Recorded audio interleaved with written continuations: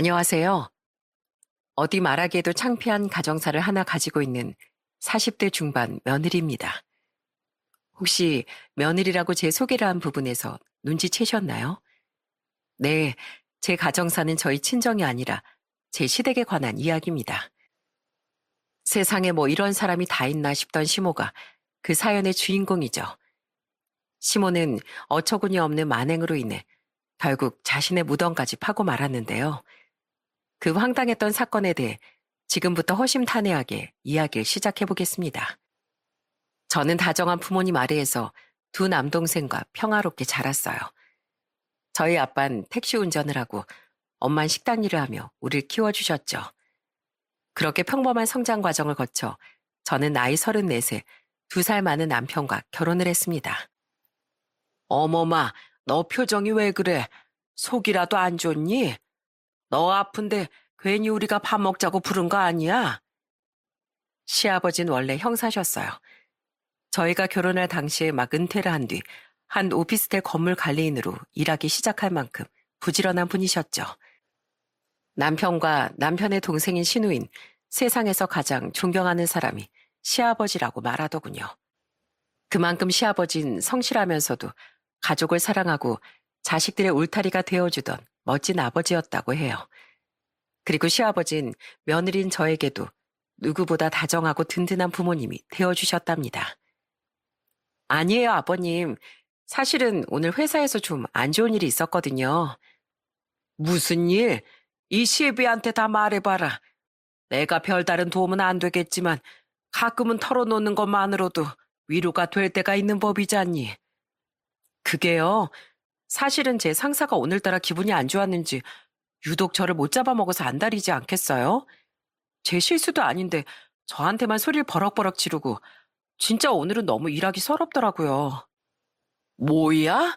아이 감히 우리 며느리한테 누가 그런 짓을 해? 어디 앞장서거라. 어? 아이 우리 며느리가 외모가 빠져 성격이 빠져 능력도 출중한데 누가 감히 우리 며느리한테 목소리를 높여? 내가 가서 아주 혼쭐을 내주마. 이 저녁에 아버님이요? 그러다 저 진짜 잘려요. 시아버진 저희 아빠 다른 의미로 다정한 부모님이셨어요. 시아버지와 고민 이야기를 나누다 보면 어느새 웃고 있는 저를 발견하게 됐죠. 그리고 그런 시아버지를 닮아 남편은 두 아들에게 다정한 아빠, 저에겐 든든한 남편, 그리고 저희 친정엔 살가운 사이가 되어주었습니다. 장인어른, 다음 주말에 저랑 같이 등산 가는 거 잊지 않으셨죠? 아이고, 나야 좋네만 재미도 없는 장인이랑 정말 주말을 보내도 괜찮겠나? 재미가 없다뇨. 올해 제 목표는 장인어른보다 앞장서서 정상에 도착하는 일이라고요. 장인어른은 어쩜 그렇게 체력이 좋으세요? 장인어른하고 등산하다 보면 승부욕이 타올라서 시간이 어떻게 가는 줄 모르겠다니까요. 싹싹한 남편은 친정 아빠의 기세우기 달인이었습니다. 아부처럼 보이지 않게 남편은 항상 저희 아빠를 추켜 세워줬어요. 남편과 대화하다 보면 아빠의 입꼬린 어느새 관자놀이까지 올라가 있곤 했죠. 장모님, 장모님! 아유, 무거워. 비키세요. 이 사이 지나갑니다. 아니야, 안 써봐. 그게 웬 냄비야? 엄마, 말도 마. 애들 아빠 아침부터 일어나서 삼계탕 끓인다고 난리 쳤어. 인터넷에서 맛있게 끓이는 법을 봤대나 뭐라나. 복날이라고 시댁에 드릴 거 여기 갖고 올 거 두 냄비나 끓였다니까. 세상에. 아유, 고맙네, 안서방.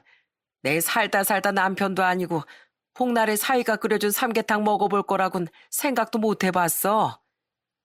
남편이 친정에 다녀가면 친정엔 유쾌한 기운이 가득 차오르곤 했습니다. 동생들도 동생들과 결혼한 올케들도 분위기 메이커라며 저희 남편을 참 좋아했어요. 이렇게 좋은 사람이었으니 저도 시댁에 잘하고 싶었죠.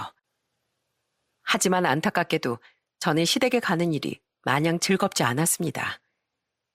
애게, 아이 복날이라고 가져온 게 고작이 삼계탕이라고?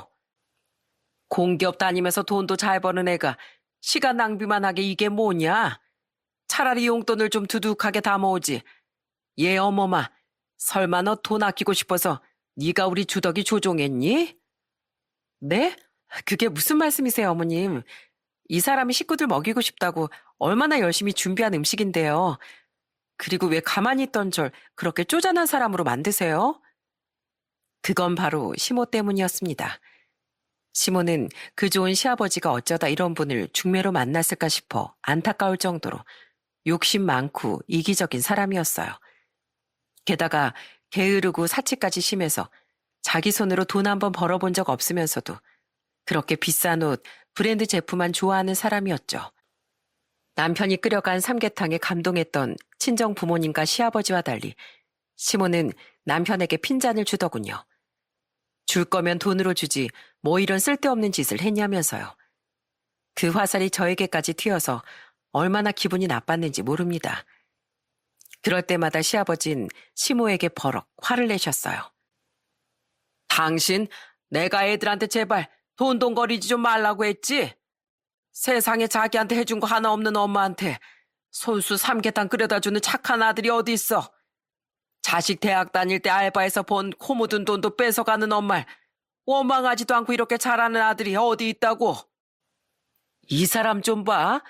내가 왜 애들한테 해준 게 없어요?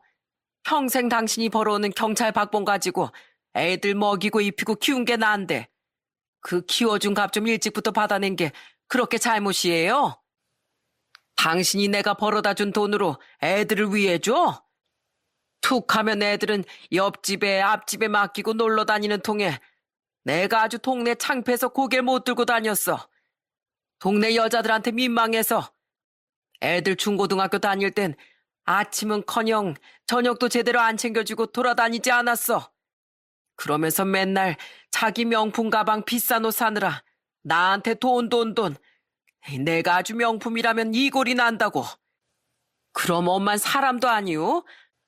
나도 집에만 있기 답답하니까 그런 식으로 스트레스 좀 푼 거죠.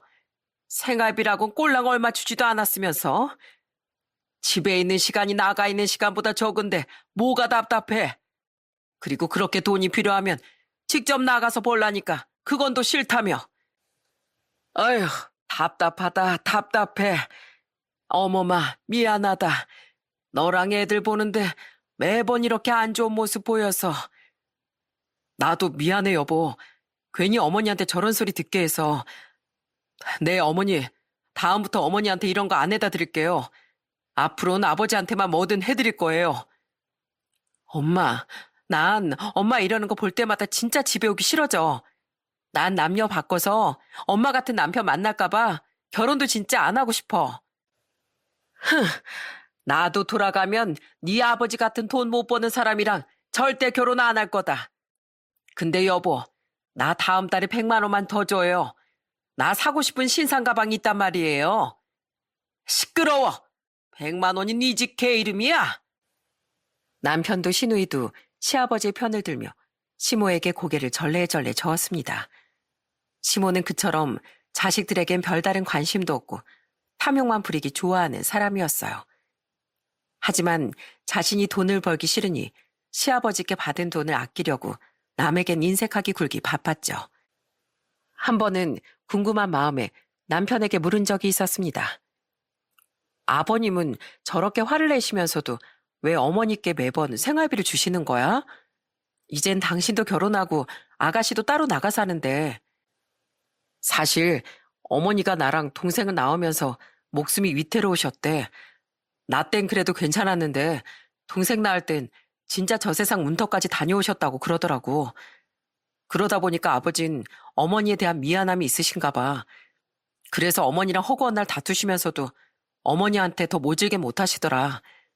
나도 동생도 어쨌든 목숨 걸고 낳아주신 우리 어머니니까 잘해드리려고 하는 거고. 근데 우리가 대학 다닐 때고 취업하고 나서도 몇 년 동안 계속 돈을 요구하시니까 이건 아닌 것 같아서 언제부턴가 돈은 안 드리게 된 거야. 그 말을 들으니 저도 웬만하면 참고 시모에게 잘해드려야겠다는 생각이 들더군요. 하지만 시모를 겪으면 겪을수록 그 마음가짐이 자꾸 흐려지더라고요. 시모는 종종 남편과 신우에게 돈을 요구했는데 잘 통하지 않자 제게까지 용돈을 요구하기 시작했습니다. 하지만 옆에서 듣고 있던 남편은 자신이 전화를 바꿔서 곧장 거절해버렸죠. 그리곤 제게 이렇게 말했어요.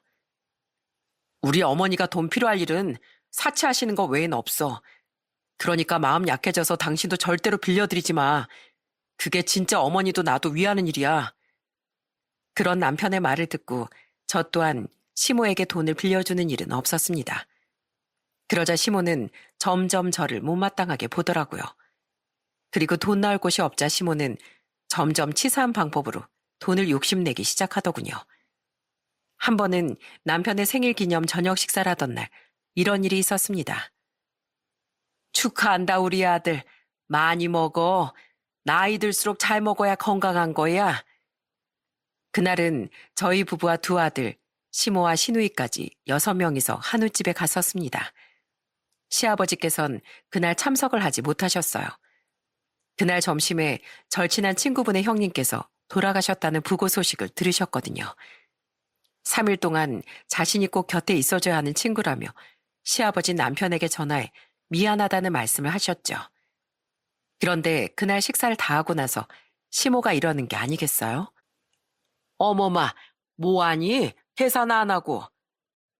네? 저희가요? 오늘 분명 아버님이 사주신다고 예약한 식당이었잖아요. 우리 영감이 못 왔잖아. 그럼 이 자리의 주인공인 너희가 당연히 내야지. 돈도 안 버는 내가 내리? 참석해서 축하해 준 것만 해도 고마워해야 하는 거 아니냐? 그날 소고기를 거의 6인분을 혼자 먹어치운 사람이 바로 시모였습니다. 게다가 물냉면과 비빔냉면에 된장찌개까지 죄다 시킨 뒤 반도 못 먹고 남긴 사람도 바로 시모였죠. 그런데 대뜸 생일의 주인공인 남편에게 돈을 내라고 하지 않겠어요? 물론 돈이야 낼 수 있었지만 같은 말을 해도 기분 나쁘게 하는 시모 때문에 기분이 썩 좋지 않더군요. 마찬가지로 당황한 시누이는 자신이 결제하겠다며 나섰는데 그런 시누이를 막느라 정말 애를 먹었습니다. 아니에요 아가씨. 비싼 선물까지 주셨는데 바깥까지 내시다뇨. 저희가 낼게요. 괜찮아요. 저와 남편은 집으로 돌아가며 그래, 어머님이 무슨 돈이 있으셨겠어. 아버님도 사주신다고 말씀은 했지만 경황이 없으셨겠지 하고 이해했습니다. 시모 말대로 다 같이 즐겁게 먹었으면 된 거다 싶었죠. 하지만 그날 저녁 시아버지 전화를 받고 정말 기겁을 했네요. 어머마, 오늘 식사는 잘했니? 근데 우리 주덕이가 아직 내가 준 봉투 안 열어봤어? 내가 용돈이랑 같이 편지도 넣어놨는데 애가 통 연락이 없어서 말이야. 걔 성격에 감사하다고 벌써 전화라고도 남았을 텐데. 네? 무슨 봉투요? 네 시어머니가 주덕이한테 돈 봉투 안 줬어?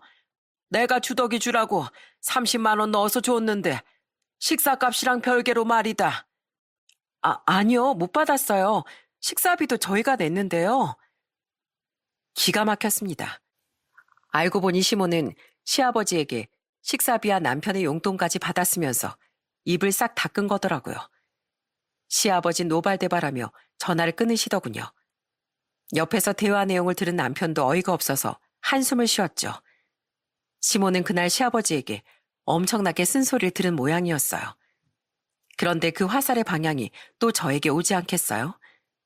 시모는 만만한 며느리인 제게 그렇게 또 트집을 잡기 시작한 거예요. 예, 너 진짜 웃긴다. 네가 네 시아버지한테 일렀다며?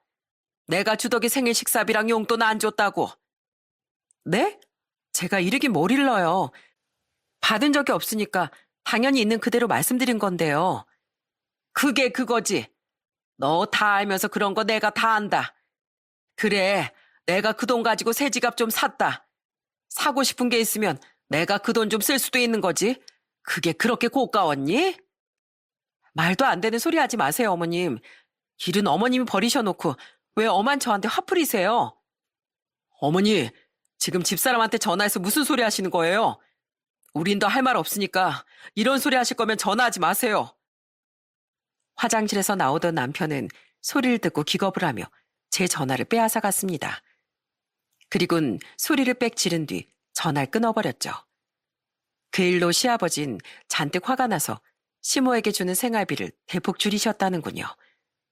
시아버진 그 이야기라며 남편에게 따로 용돈 50만 원을 보내주셨죠. 그런데 그 일의 여파는 희한하게도 또 저에게 오더라고요. 시아버지 생신을 맞아 시댁에 갔던 날, 시모는 저를 은밀하게 주방으로 불렀습니다.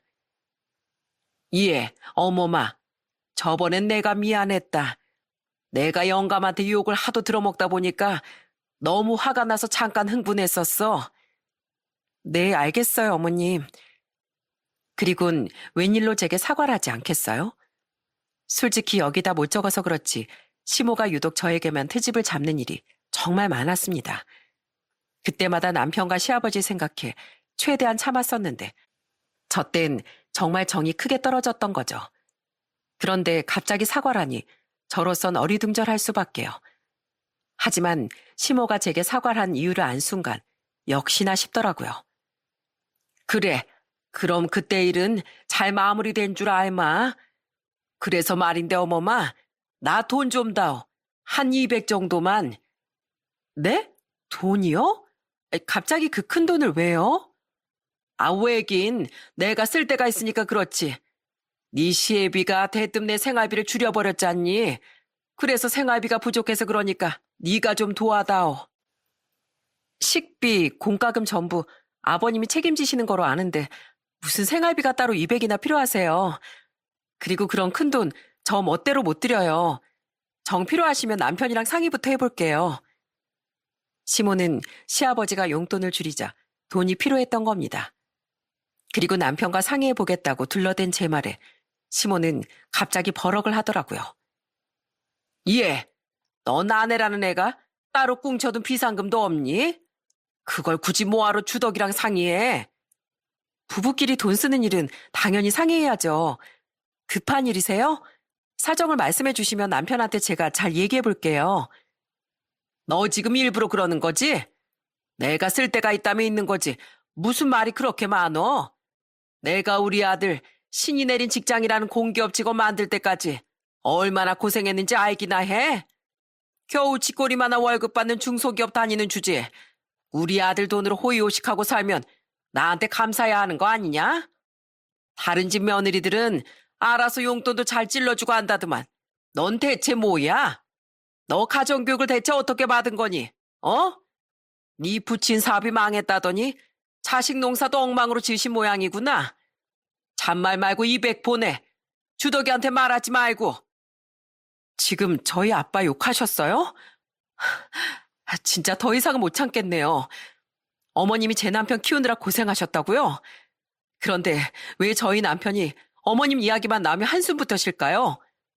어머님이 그렇게 자식한테 헌신하셨는데 왜 제 남편이나 아가씨가 어머님께 알아서 용돈도 안 챙겨드릴까요? 지금 남편한테 말하지 말라는 거 보니까 어머님 이미 제 남편이랑 아가씨한테 돈 달라고 했다가 거절당하신 거죠? 아니, 예, 그 목소리 좀 낮춰라. 어? 다들 듣겠어. 크게도 못하실 말씀을 왜 저한테만 하세요? 제가 그렇게 만만하세요? 죄송한데 저희 부모님 욕 듣고도 그냥 넘어갈 만큼 성격 좋은 사람이 아니라서요. 그렇게 돈이 필요하시면 나가서 아르바이트라도 하시면 되잖아요. 평생 아버님 벌이에 몇 년 동안 남편이랑 아가씨 돈까지 그렇게 가져가셨으면서 대체 무슨 돈이 그렇게 부족하신데요? 아버님이 주시는 돈 외에 200만 원이 제 가정교육을 욕하면서까지 왜 필요하신데요? 이게 다 무슨 소리야? 200? 당신 지금 어머님한테 돈 달라고 하고 있었어? 저는 화가 나서 앙칼지게 소리쳤습니다. 시모는 당황하며 제 입을 막으려고 했지만 이미 저는 화가 지나치게 난 상태였어요. 자식에게 부모님이란 아킬레스건이나 마찬가지잖아요.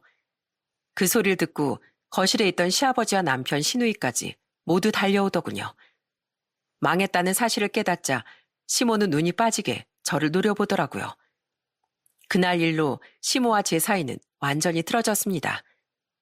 참을 만큼 참았던 저도 더 이상 시모에게 좋은 행동이 나가지 않았어요. 시모 또한 제가 시댁에 갈 때마다 콧방귀를 끼며 못마땅한 티를 팍팍 냈죠. 당신 그럴 거면 그냥 방에 들어가 있어. 미안하다 어머마. 에휴, 저 옆편에 남아 죽을 때까지 평생 철부지로 살 거야. 그래도 어쩌겠니. 결혼해서 한 번 남편이 됐으니 미우나 고우나 내가 책임져야지. 내가 참 너볼 면목이 없다. 아마 항상 제 편을 들어주던 시아버지가 아니었다면 저는 진즉 시댁의 발길을 끊었을 겁니다. 하지만 남편도 시누이도 항상 제게 미안해했고 제가 시아버지를 너무 좋아했기에 저는 명절이나 중요한 날엔 시아버지를 뵈러 시댁에 갔어요. 그 이외의 날엔 시아버지께만 따로 전화를 드리거나 밖에서 찾아뵙곤 했죠. 그렇게 심오와 불편한 세월을 보내던 와중 저희 친정엔 큰 불행이 찾아왔습니다. 아빠, 이렇게 갑자기 가시면 우린 어떻게 해요? 친정 아빠는 제가 결혼한 지 9년 뒤 갑작스럽게 세상을 떠나셨어요. 평소 가지고 있던 지병이 악화되어 쓰러진 뒤 그대로 영영 눈을 뜨지 못하게 되신 거죠. 준비되지 않은 불행에 친정 식구들은 큰 슬픔에 잠겼습니다. 특히 아빠와 금슬이 좋던 엄마는 한동안 많이 우울해하셨어요. 장모님, 저희 왔습니다. 아유, 우리 장모님 기특하셔라. 오늘은 제가 사다 드린 갈비찜 많이 드셨네요. 그래, 고맙네 안서방. 자네랑 우리 연희가 이렇게 자주 찾아와 주니까 나도 기운이 나는 것 같아. 두 동생은 결혼해서 지방에 살고 있었기에 같은 서울에 살던 저와 남편은 친정엄마를 살뜰히 찾아뵀습니다. 저는 딸이라고 쳐도 친자식처럼 엄마를 챙겨주는 남편에게 참 고맙더라고요. 그 덕분인지 엄마 또한 조금씩 기운을 차리셨죠. 그렇게 아빠가 돌아가신 지 몇 달이 지난 어느 날 엄마는 제게 의외의 제안을 하시더군요. 한정식집? 그래, 이 엄마가 유명한 한정식 가게에서도 2번이나 일했었잖니. 네 아빠 보내고 집에만 있기 너무 쓸쓸했는데 마침내 지인이 좋은 터에 있던 자기 식당을 접는다고 하지 않겠니? 우리 거기에 같이 한정식집을 차려서 운영해보지 않을래? 음식 전반은 엄마가 책임질 테니까 넌 운영이랑 나머지를 맡아서 해보자고, 어? 네 아빠가 남긴 사망보험금이랑 남긴 유산 좀 합해서 말이야. 엄마는 제게 회사를 그만두고 같이 한정식집을 운영해보자고 하셨어요. 엄마의 손맛이야 익히 알고 마케팅 관련 일을 해서 홍보나 매장 운영 등엔 저도 자신이 있던 터라 솔깃했습니다. 마침 애엄마라며 회사에서도 자꾸 도태되는 느낌이 들어 이직을 고민하고 있기도 했고요. 그리고 그런 제 고민에 쐐기를 박아준 사람은 바로 남편이었습니다. 해봐 여보. 안 그래도 예전부터 장모님 꿈이 직접 식당 운영하시는 거였다며. 지금이 바로 그때가 아닐까? 물론 장모님이 연세가 훨씬 많으시면 나도 만류했을 거야. 그런데 장모님이 워낙 결혼을 일찍 하셔서 나이도 아직 67밖에 안 되셨잖아. 무엇보다 야무진 당신이 고민할 정도면 어느 정도 가능성을 봤다는 거 아니겠어? 난 당신 믿어. 남편은 제게 무한한 응원과 용기를 주더군요. 그런 남편의 말에 힘입어 저는 엄마와 함께 한정식 집을 차리게 됐습니다. 아빠가 남긴 엄마 제 몫의 유산과 엄마 앞으로 나온 사망보험금, 그리고 우리 부부의 돈과 제 앞으로 약간의 대출을 받아서 말이죠. 그리고 그 도전은 꽤 성공적이었어요.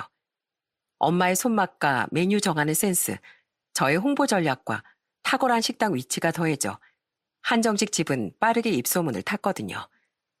엄마가 너무 힘드시진 않을까 걱정했는데 엄마는 오히려 하루하루 너무 신이 나 보이시더라고요. 아빠 돌아가시고 많이 힘들어하던 엄마가 기운을 차린 것 같아 정말 다행이라고 생각했죠. 그런데 식당을 오픈한 지 반년쯤 지났던 어느 날 엄마가 갑자기 이런 말씀을 하시더라고요. 예, 네 시어머니한테서 아까 전화가 왔다.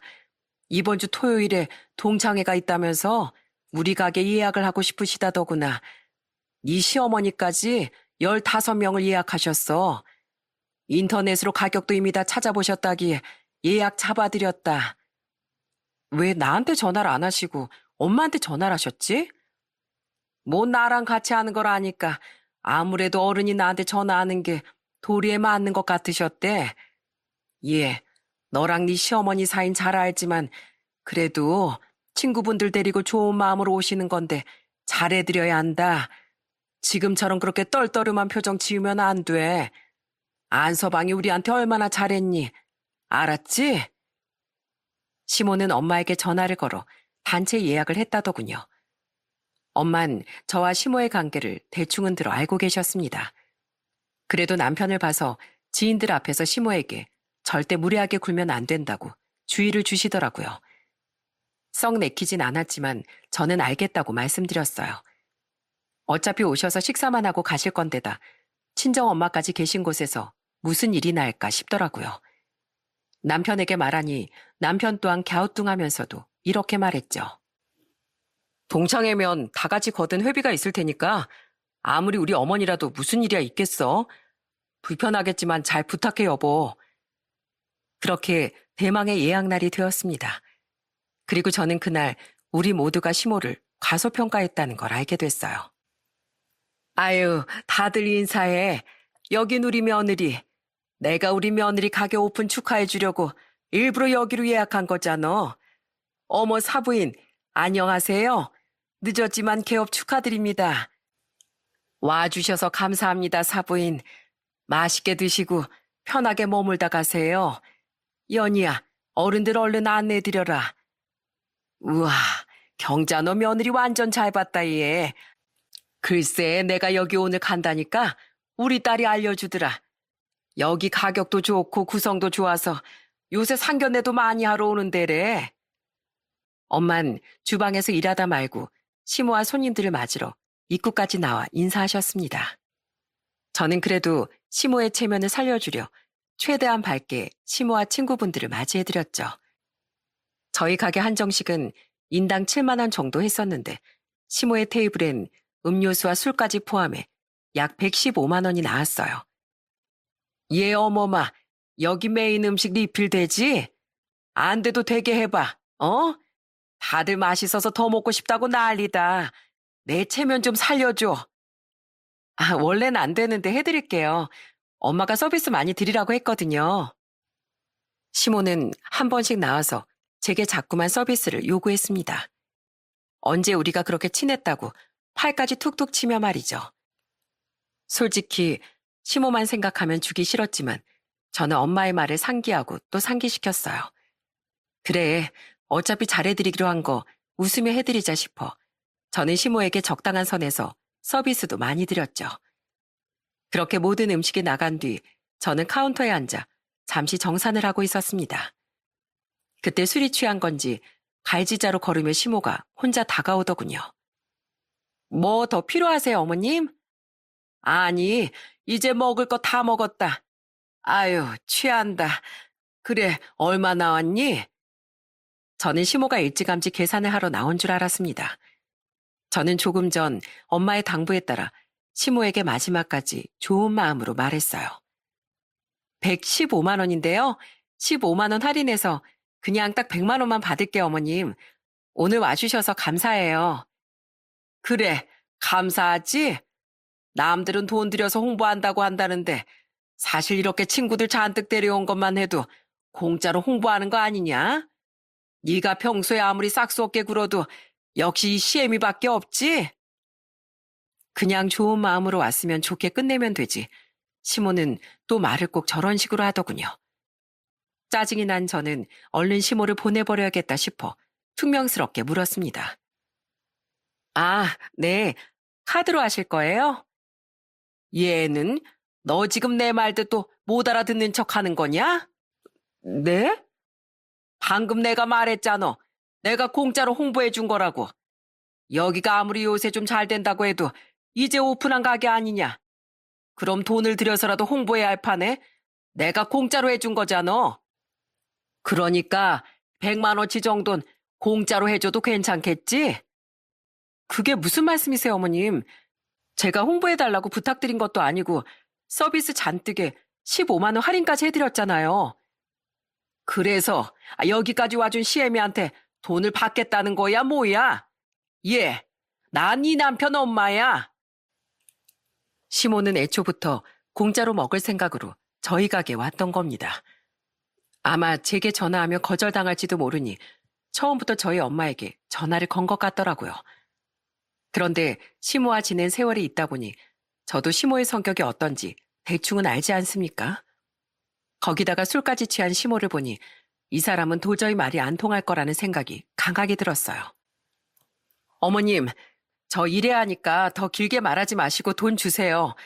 안 그럼 어머님 친구분들도 계시고 저희 엄마까지 있는 여기에서 진짜 크게 망신당하실 거예요. 그 100만 원 순수한 제 돈이 아니라 여기에서 힘들게 일하시는 저희 엄마 그리고 직원분들의 노동값이에요.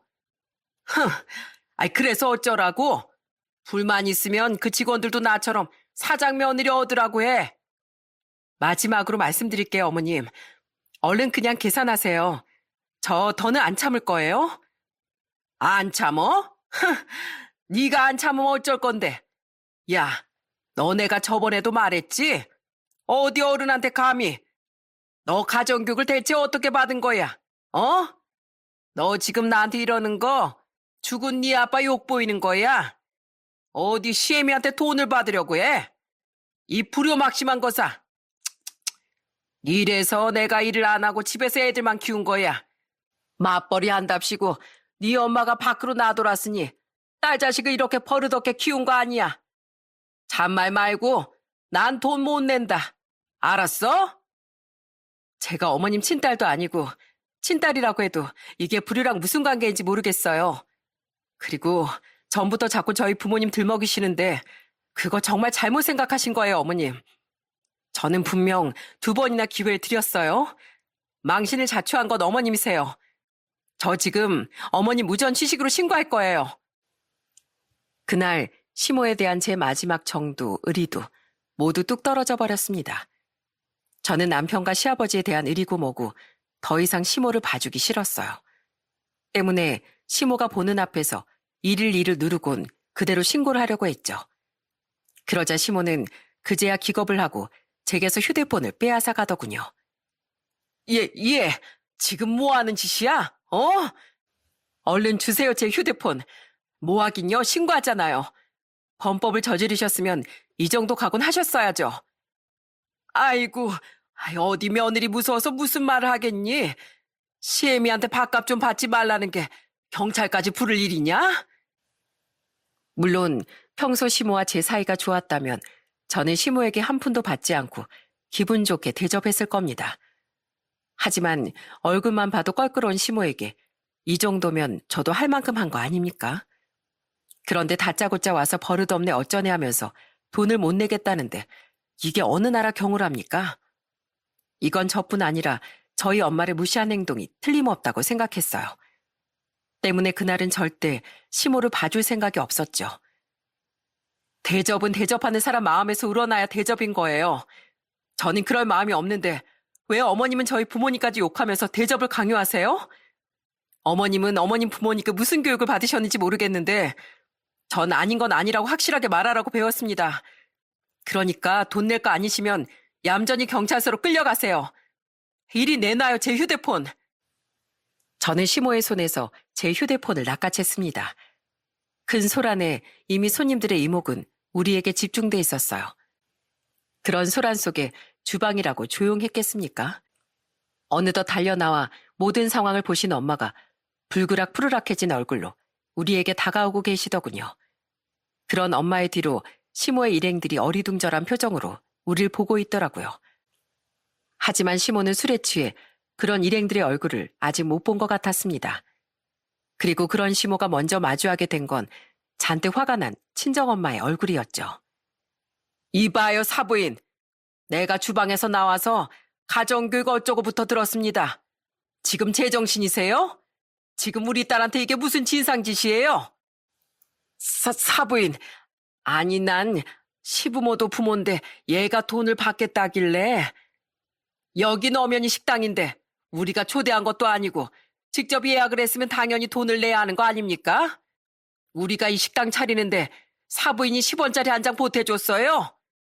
처음부터 이러려고 여기로 온 모양인데 미치셨습니까? 어디 사돈 어려운 줄 모르고 술 처먹고 추태입니까, 추텐? 내가 우리 딸한테 어른한테 버릇없게 구는 거 아니라고 나무랐습니다.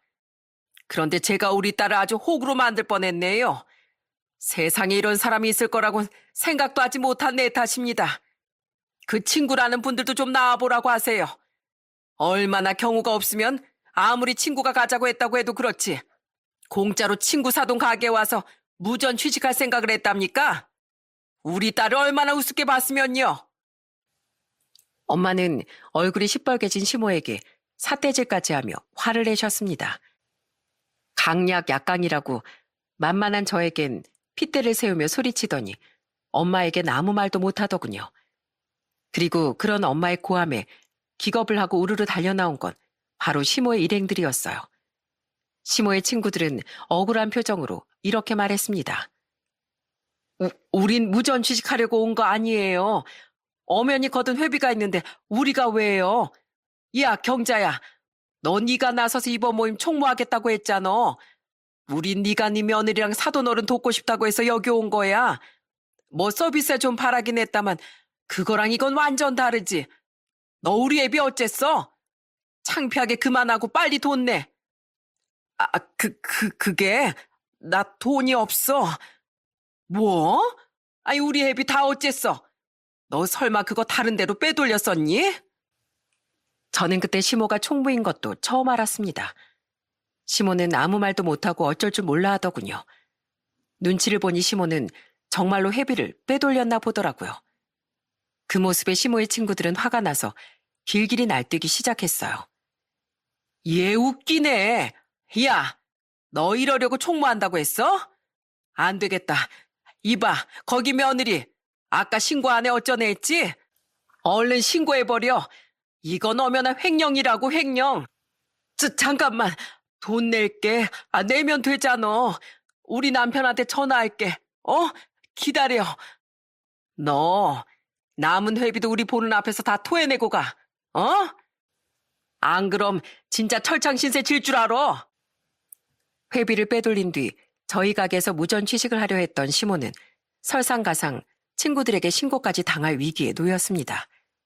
그 모습에 기가 차서 저도 엄마도 직원들과 손님들까지 전부 시모를 쳐다봤어요. 당황한 시모는 눈물을 글썽이며 어디론가 전화를 하더군요. 그 상대는 바로 시아버지였죠. 여보, 당신 지금 돈 좀 가지고 있어? 내가 급하게 돈이 필요한데. 야, 전화 줘. 여보세요? 예, 형균 씨, 남이애입니다. 알죠? 뭐 다른 말할 거 없고 당장 여기를 좀 오셔야겠습니다. 오늘 형균 씨 며느리 한정식 가게에서 우리 모임 가진 건 아시죠? 예. 근데 경자 이 정신 나간 기집애가 나서서 총무하겠다더니 회비를 전부 어디로 빼돌리곤 식사값 낼 돈도 없다네요. 술 취해서 돈 못 낸다고 자기 며느리한테 꼬장 부리다가 아주 개망신 당하고 있습니다. 얼른 와서 식사비에 나머지 우리 회비 다 내놓으셔야겠어요. 아니면 우리 당장 경자재 신고할 거예요. 그런 시모의 손에서 미애라는 친구분은 휴대폰을 확 빼앗아들더군요. 그리곤 격앙된 목소리로 자초지종을 이야기하며 시아버지를 가게로 소환하더라고요. 그 가게는 시댁에서 차로 약 20분가량 걸리는 가까운 곳이었는데 어찌나 차를 빠르게 모셨던 건지 집에 계셨던 시아버지는 무려 15분 만에 가게에 도착하셨습니다. 그 사이 시모는 어쩔 줄 모르고 저희 엄마 일행들에게 둘러싸여 있었고 저와 나머지 직원들은 우선 다른 손님들께 양해를 구하기 바빴죠. 소란을 피워 죄송하다며 저는 모든 테이블에 서비스 음료를 전부 한 캔씩 돌렸어요. 어머마, 사부인! 시아버진 저희 가게 앞에 주차를 하자마자 안으로 달려오시더군요. 그리고 오자마자 저희 엄마와 시모 일행들에게 허리 숙여 사과하시기 바빴어요. 정말 죄송합니다. 제가 집사람 간수를 잘못했습니다. 사부인, 정말 죄송합니다. 여보, 당신은 조용히 입 닫고 있어. 무서운 목소리로 시모의 입을 다물게 한 시아버진 우선 저희 엄마를 통해 계산부터 하셨습니다. 할인가 100만 원이 아니라 서비스 나간 음식들 값까지 모두 포함해서 말이죠. 화가 난 엄마가 그 돈을 모두 내라고 하셨거든요. 그 뒤 시아버진 시모의 일행들에게 그동안 모인 회비가 얼마인지 물으셨어요. 그리곤 식사값을 제외한 모든 회비를 현금으로 이체하시더라고요. 야, 박경자, 너 인생 그따위로 살지 마. 남편 잘 만나서 오늘 운 좋은 줄 알아. 2번 다시 우리 모임에 얼굴 들이밀기만 해봐. 얘들아, 가자. 쟤 때문에 이게 무슨 개망신이야? 시모의 일행들은 욕짓거리를 남긴 채 저희 가게를 나갔습니다. 우린 다른 손님들의 이목을 피하고자 직원분들께 가게를 잠시 부탁한 후 가장 구석질 룸으로 향했어요. 그리고 시아버진 시모에게 불효령을 내리며 사과를 시키시더라고요. 당신, 당장 허리 숙여서 사과드려. 대체 왜 여기까지 와서 아들 망신을 시키는 거야? 어? 그 돈 다 어디다 썼어? 그냥 쇼핑 좀 했어요. 죄송합니다, 사부인. 어머한테도 사과해. 아휴, 정말 죄송합니다, 사부인. 제가 진짜 이 사람 때문에 얼굴을 못 들고 다니겠네요. 어머마, 정말 미안하다. 미안하다, 어머마. 됐고요. 전 이제 어머님이랑 정말로 안 보고 살 거예요. 오늘 일로 저뿐 아니라 저희 집을 얼마나 무시하셨는지 잘 알았으니까요. 아버님, 죄송하지만 저는 어머님에게 인내할 만큼 인내한 것 같아요. 다른 건 몰라도 자꾸 저희 집 가정교육까지 운운하시는 어머님을 저는 더 이상 며느리로서 존중해드리기 힘들 것 같습니다. 그래, 네 마음 다 이해한다. 앞으로 명절에도 그냥 오지 마라. 에휴, 내가 평생 형사로 살았으면 뭐하니. 집안에 이렇게 버젓이 도둑을 키우고 있었는데. 사돈어른, 우리 연희한테 들어서 사돈어른께선 좋은 분인 거 저도 잘 알고 있습니다. 그런데 저도 애미고 사람인지라 우리 딸한테 더는 사부인께 잘하라는 말은 못할 것 같네요. 양가 사이가 이렇게 악화되어 유감입니다. 아닙니다. 제가 정말 면목이 없습니다. 이 사람은 제가 데려가서 아주 눈물 나도록 혼쭐을 내겠습니다. 당신, 앞으로 당신한테 생활비 한 푼 못 줄 줄 알아. 난 그래도 내 아내고 애들 엄마니까 당신한테 남편으로서 최선을 다하려고 노력했어. 그런데 그런 내 배려가 당신한텐 독이 됐던 것 같네. 아예 돈이 없어 봐야 집에서도 못 나가고 그래야 남의 돈에 눈독 들일 생각도 못하지. 여보, 내가 잘못했어요, 여보. 시아버진 눈물 콧물 범벅이 된 시모를 질질 끌고 엄마에게 마지막 인사를 하신 뒤 가게를 나가셨습니다. 저는 엄마에게도 죄송하다고 말씀드렸어요. 그러자 엄마는 제 등을 토닥이며 이렇게 말씀하시더라고요. 됐어. 네가 아니라 뭣도 모르고 네 시어머니 예약을 받아버린 내 잘못이지. 세상에 어쩜 저런 여자가 다 있니? 그날 전화로 이야기를 들은 남편은 회사 상사들과의 등산 일정이 끝나자마자 저희 가게로 달려왔습니다. 그리고 눈치를 보며 저희 엄마와 저에게 사과를 하더라고요. 죄송합니다, 장모님. 저도 정말 저희 어머니 때문에 미치겠어요. 여보, 많이 놀라고 속상했지? 그래, 당신 말대로 이제 우리 어머니 안 보고 살자. 나한텐 자식보다 노는 게 좋았던 어머니보다 당신하고 우리 애들이 훨씬 중요해. 에휴, 부모 뜻대로 되는 자식 없다지만 자식 뜻대로 되는 부모도 없는 법이지. 자네도 많이 속상하겠구먼. 엄만 면목 없어 하던 남편을 위로해 주셨습니다. 그날 이후 저는 정말로 시모와 인연을 끊고 시아버지와만 연락하고 교류하며 살려고 했어요. 명절에 시댁엔 남편만 보내며 말이죠. 그런데 그 소동으로부터 얼마 안 지났던 며칠 뒤 엄청난 반전이 우릴 기다리고 있지 않겠어요? 아버님, 이 시간에 어쩐 일이세요? 어머, 술 드셨어요? 어느 날 저녁 시아버진 술을 드시고 저희 집을 찾아오셨어요. 저와 남편은 무슨 일인가 싶어 걱정스러운 마음으로 시아버지를 안으로 모셨죠. 그리고 물을 한 잔 마신 시아버지 입에서 나온 말은 충격 그 자체였습니다. 시아버진 대뜸 눈물을 떨구며 이렇게 말씀하셨어요. 아버지, 왜 우세요? 내가 그동안 인생을 참 잘못 살았던 것 같다. 주더가 네 엄마 바람이 났었더라. 네? 바람이요? 시아버지 말을 듣고 우린 둘 다 뒤로 넘어갈 뻔했습니다. 시아버진 울적한 목소리로 직접 시모의 뒤를 조사했다고 하시더군요. 생각해보니까 이상해서 말이야. 네 엄마가 분명 빼돌린 회비로 쇼핑을 했다고 둘러대지 않았니? 그런데 생각해보니까 최근 몇 달 사이에 네 엄마가 집에 뭔가를 사온 걸 못 본 것 같은 거야. 생활비대로 받아가는데 돈 없다면서 집에 맨날 김, 깍두기 이런 반찬만 올라오고. 그래서 뭔가 이상하다 싶어서 내가 뒷조사 좀 해봤다. 형사 인생만 몇십 년을 살았는데 미행하고 뒷조사하는 건 일도 아니었으니까. 근데 황당하게도 최근 몇 달 새 네 엄마가 웬 젊은 술집 놈한테 빠져 있었더라고. 그 동창 모임 회비도 죄다 빼돌려서 그 놈한테 갖다 바쳤었던 거야. 심지어 시모는 이런 말하기 그렇지만 정상적인 바람도 아닌 술집 제비를 보러 가서 술값을 쓰고 선물을 해댔던 겁니다. 회비를 빼돌리고 시아버지가 준 생활비를 쪼개서 말이죠. 시모에게 의리를 지키며 사느라 얼마나 시아버지가 힘들었는지 알기에 시아버지의 눈물이 이해가 되더군요. 시아버진 모든 사실을 알자마자 시모에게 이혼을 통보하셨다고 합니다. 방금 짐 싸서 어디로든 가라고 통보하고 나오는 길이다. 나 집에 들어올 땐 얼굴 안 보고 싶다고 말이야. 난 아무리 그 옆편 내가 내 속을 썩이고 자식들에게 못했어도 남편으로서 끝까지 책임을 다하려고 했다. 그런데 그런 내 마음을 끝내 네 엄마가 짓밟는구나. 나도 할 만큼 했으니 이젠 끝을 보련다. 크게 낙담한 시아버지께 어떤 위로를 해드려야 할지 모르겠더군요. 저는 눈물을 흘리며 시아버지의 손을 잡아드렸어요. 반면 마찬가지로 크게 배신감을 느낀 남편은 화를 주체하지 못해 한숨을 연신 쉬더라고요. 그런데 그 순간 타이밍 좋게도 시모가 저희 집에 찾아오지 않았겠어요? 하지만 남편은 그런 시모를 집에도 들이지 않고 냉큼 쫓아내버렸습니다.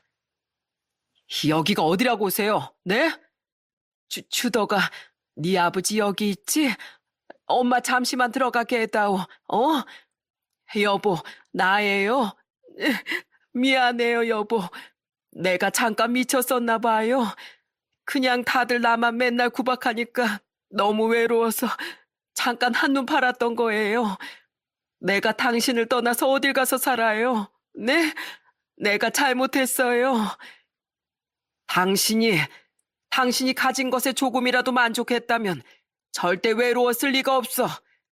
우리 가족은 나뿐 아니라 애들도 당신한테 최선을 다했으니까. 하지만 돈 욕심만 부리면서 행복을 걷어찬 건 당신이야. 거기다가 당신은 당신 욕을 주체하지도 못하고 날 배신하기까지 했어. 난 당신한테 최선을 다했고 이젠 아무런 미안함도 미련도 없어. 어차피 돈도 없는 여편네한테 내가 위자료 청구까지는 안 할게. 애들 낳아준 의리를 생각해서. 근데 이혼하고 나면 이제 두 번 다시 내 앞에 나타나지 마. 애들 앞에도. 그 순간 난 당신한테 위자료까지 청구할 거야. 알았어? 알아들었으면 냉큼 가버려. 아버지 말 들으셨죠? 저 아버지를 배신한 어머니 평생 용서 못해요. 그래도 저 낳아주신 어머니니까 더 이상의 악담은 하지 않을게요. 그러니까 이만 돌아가 주세요. 시아버진 단단히 결심을 하신 건지 시모에게 겁박까지 하시더군요. 현관까지 나가보지 않아서 시모의 표정은 보지 못했습니다. 하지만 남편이 현관문을 닫기 전 밖에서 흐느끼고 있는 것 같은 시모의 울음소린 들을 수 있었어요. 결국 이후 시모는 시아버지에게 약간의 재산 분할을 받은 뒤 이혼을 당해야 했습니다. 남편은 물론 시누이 또한 시모에게 큰 배신감을 느낀 뒤 절연을 선언했다고 하더라고요. 그렇게 시모는 욕심만 부리다 결국 가족 모두에게 버림받고 쓸쓸한 노후를 살게 됐어요. 그로부터 1년이 지난 지금 마지막으로 시누이에게 듣기로 시모는 고향으로 내려가 중국집 식당에서 설거지를 구해 근근히 살고 있다더군요. 가끔 친척들을 통해 남편과 시누이에게 동정심을 호소하려는 시도를 하는 것 같은데 차마 시아버지 겁박 때문에 연락은 못하고 있는 것 같습니다. 하지만 남편과 시누인 시아버지를 배신한 시모를 아직까지 전혀 용서할 생각이 없다네요. 지금 저는 여전히 친정엄마와 한정식 집을 운영하며 남편과 아이들과 잘 살고 있습니다. 시모의 말로가 안타깝긴 하지만 스스로 자초한 일이니 동정심을 갖진 않으려고요. 한편 저와 남편은 반년 전 친정엄마와 합가를 했어요. 시아버지께는 딱히 죄송하지 않았던 게 비슷한 시기에 시누이가 시아버지와 합가를 했거든요. 전 저희 엄마가 싫어서 나가 살았던 거지 원래 별로 독립은 안 하고 싶었어요. 저는 결혼 생각도 별로 없어서 혼자 남은 아빠랑 평생 오순도순 살려고요. 앞으로 저희 엄마도 이제 없으니까 자주 놀러 오세요, 새언니. 참 씁쓸한 일이지만 시모가 없으니 시댁엔 더 큰 평화가 찾아온 것 같습니다. 시아버진 평생 속을 썩이던 시모가 없어지자 주말엔 취미 활동도 하고 모임도 가지며 아주 즐거운 나날을 보내고 계시거든요. 저희도 시모가 없으니 애들을 데리고 더 자주 시댁에 놀러 가기도 하고요. 앞으로 남편과 시누이가 언제까지 시모를 안 보고 살지 모르겠습니다. 하지만 만약 남편과 시누이가 시모를 다시 볼 일이 생기더라도 저는 그저 남이다 생각하고 시모와의 인연은 이어가지 않으려고 해요. 저는 저를 아껴주는 엄마와 시아버지께 효도하기에도 시간이 모자라니까요. 여러분, 이렇듯 제 시모는 욕심을 부리다 결국 스스로 화를 자초하는 꼴이 되고 말았습니다. 책임감 강한 남편과 착한 자식을 둘이나 두었으면서도 현실에 만족하지 못하고 탐욕을 부리던 행동은 결국 초라한 말년이란 대가를 치르게 했던 거죠. 욕심은 화를 부른다 라는 옛말이 정말 틀린 말이 아니더라고요. 욕심을 부린다고 행복이 찾아오지 않는다는 걸, 진정한 행복은 가진 것 안에서 찾아야 한다는 말을 사연을 마무리하며 덧붙이고 싶습니다. 제 이야기 끝까지 들어주셔서 감사드려요. 모두 행복하세요.